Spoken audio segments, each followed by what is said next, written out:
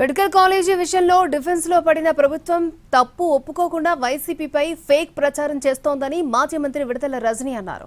Medical కాలేజీలు కట్టనే లేదని, నిధులు చాలా తక్కువ ఇచ్చారంటూ అబద్ధపు ప్రచారాలు చేస్తున్నారని మండిపడ్డారు. వైసీపీపై విమర్శలు తప్ప ప్రజలకు కావాల్సిన వాటిని సమకూర్చడంలో కూటమి ఫెయిల్ అయిందన్నారు విడతల రజనీ. సంవత్సరాల్లో ఒకే రోజున 5 గవర్నమెంట్ మెడికల్ కాలేజీలు స్టార్ట్ చేసినటువంటి ఘనత జగన్మోహన్ రెడ్డి గారికి దక్కుతుంది. This a history.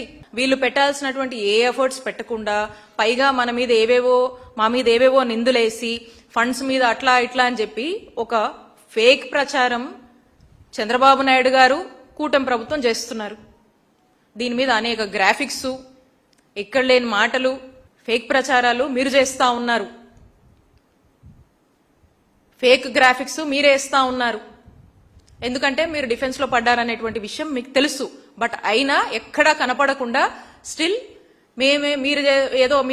మీరు చేస్తుందే కరెక్ట్ అన్నట్టుగా, మేము చేసినటువంటి ఆలోచనలే తప్పన్నట్టుగా ప్రొజెక్ట్ చేసే దాని మీద మీ కాన్సన్ట్రేషన్ ఉంది. కానీ ప్రజలకు ఏది మేలు జరుగుతుంది, ప్రజలకు ఏం కావాలి, నీడ్ ఆఫ్ ద అవర్, ప్రజల డిమాండ్ ఏంటి అనేది చంద్రబాబు నాయుడు గారు కానీ కూటమి ప్రభుత్వం